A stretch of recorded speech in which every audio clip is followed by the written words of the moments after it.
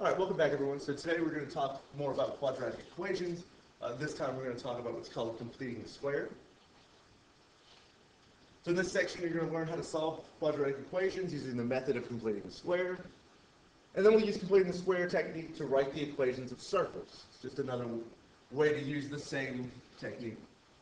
So completing the square is just a technique that's used to solve quadratic equations. It refers to adding a constant to make a perfect square on one side of the equation, which would simplify can be solved using the square root property.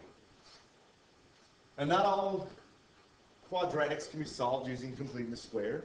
In some cases, it can get really problematic if you wind up with a bunch of fractions. Okay, it's not impossible to do, but it can be confusing and hard to get through, and you might as well use the quadratic formula at that point, which we'll talk about in the next section. So let's just kind of walk through an example, and I'll show you all the different pieces to this. Okay, so we have 2x squared minus 36x plus 150 is equal to 0. We want to solve for x.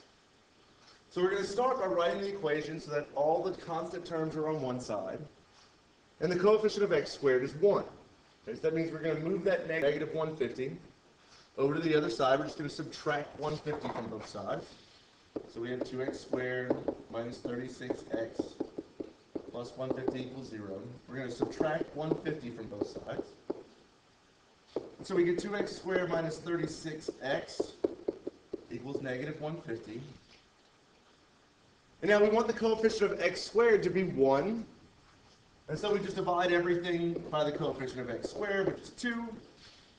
And we wind up with what you see here, x squared minus 18x is equal to negative 75. That's the first step. Now we want to take that equation, and we're going to take the coefficient of x, that negative 18, and this is the main part of completing the square. We're going to take b, which is negative 18,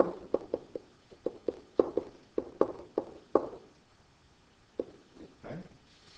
We're going to divide by 2, which gives you negative 9, okay. And that number's important, and then we're going to square it so that we get 81. We're then going to take that number, 81, and add it to both sides of the equation. And so we haven't changed anything about the equation, we just added a constant to both sides. Now the left-hand side of the equation represents a perfect square. By perfect square, it's x minus 9 times x minus 9. We're going to factor that. You get x minus 9 times x minus 9, which is x minus 9 squared. Notice the negative 9 in green on both parts of the slide. Whenever you determine the number at the beginning, so whenever you determine the number in this step, that intermediate step will always give you the piece of the perfect square that you see here. So you're not going to have to factor this every time. You'll already have what the perfect square is going to look like. And now, after we add 81 to both sides, we're left with x squared minus 18x plus 81 is equal to 6. Okay. But this left-hand side is a perfect square, so we can rewrite that as x minus 9 squared is equal to 6. So now we're going to start from there. Right? Now we can solve this equation using the square root property. So remember, when we take the square root of a constant, we get two solutions. So the square root of 4 is plus or minus 2. So that's how we're going to get our two answers in this case. So we're going to start off with x minus 9 squared equals 6. And we're going to take the square root of both sides. And when we take the square root of both sides, x minus 9 squared, and then if you take the square root, you get just x minus 9. And the square root of 6 is just plus or minus the square root of 6. If we could simplify that root, we would. But in this case, we can't. Okay. Now we want to get x by itself, so we're just going to add 9 to both sides. And we get x equals 9 plus or minus the square root of 6. Now the computer's not going to take the answer like that. You've got to write it as separate answers, and that's what you see here at the bottom. So this is 9 plus the square root of 6, and 9 minus the square root of 6. And those are our two solutions to that quadratic equation. So now let's try some examples. We want to solve this equation by completing the square. We've got x squared plus 8x plus 25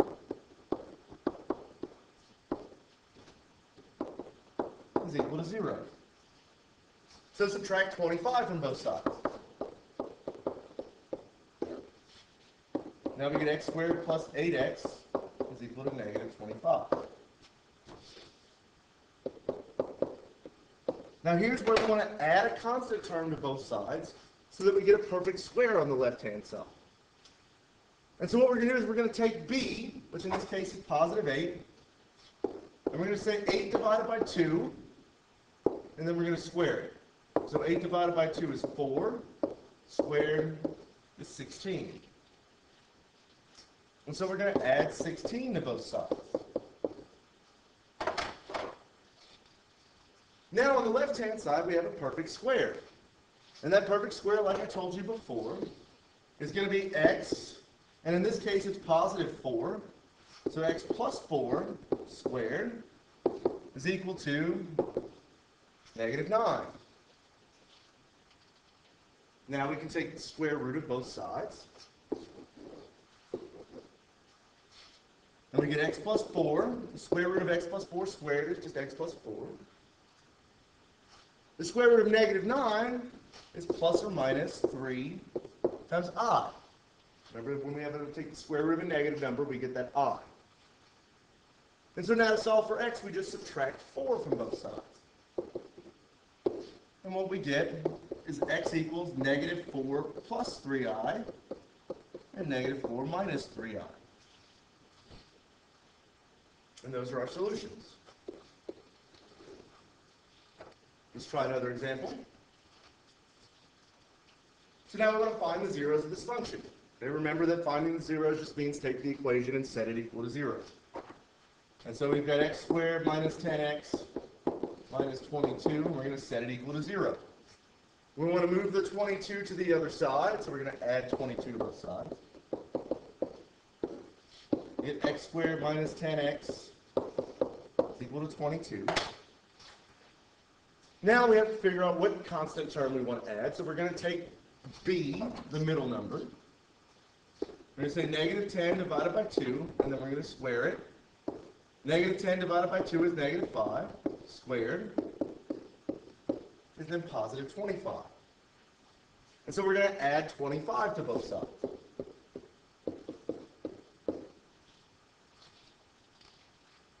And now on the left-hand side, we have x minus 5 squared. Remember that minus 5 came from that intermediate step there. And on the right-hand side, we have 47. Now we take the square root of both sides. And we get x minus 5 is equal to plus or minus the square root of 47. If we add 5,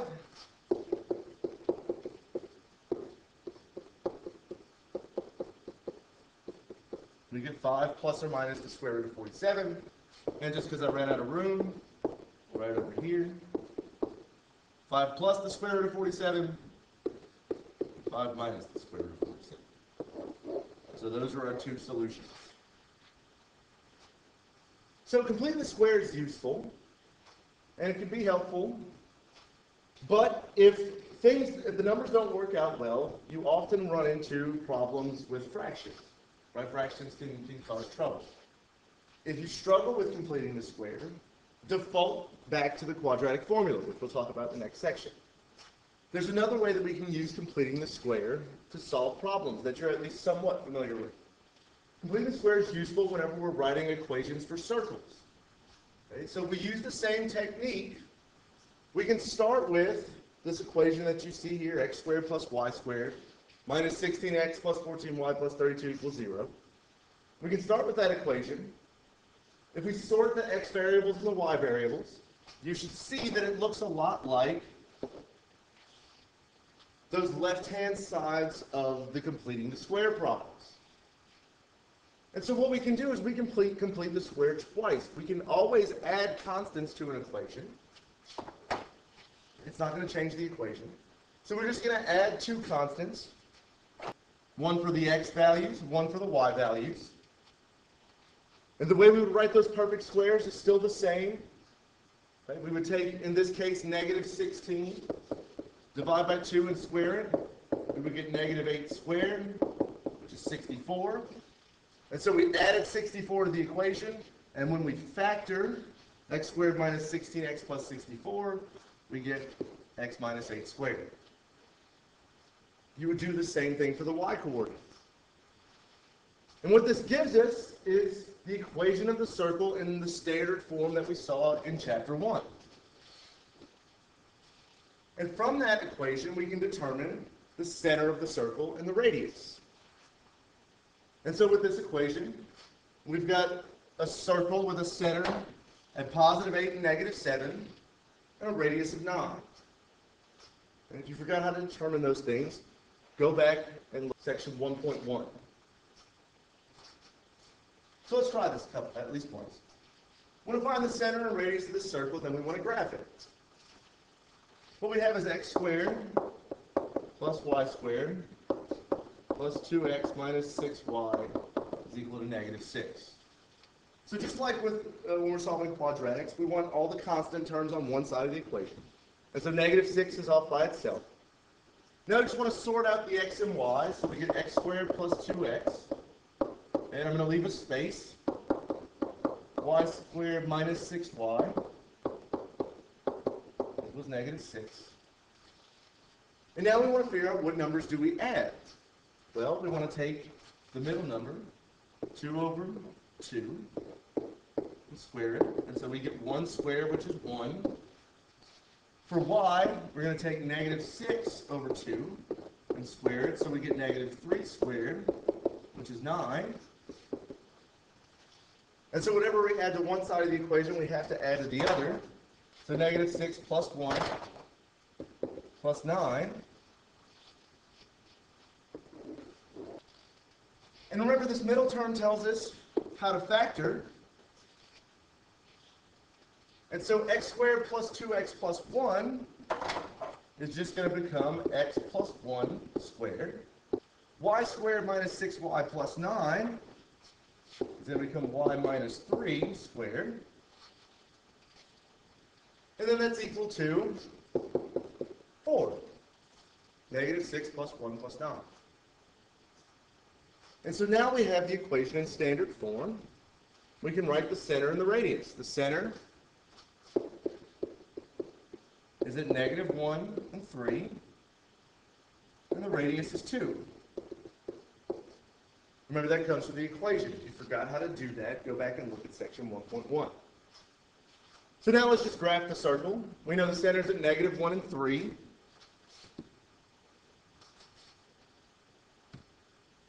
And the radius is 2. So we're just going to start from there and go up, down, left, or right in any direction, but we're only going to go 2 units. And there's our circle. So at the end of this lesson, you should be able to solve the quadratic equation by completing the square. And you should be able to use completing the square to write the equation of a circle.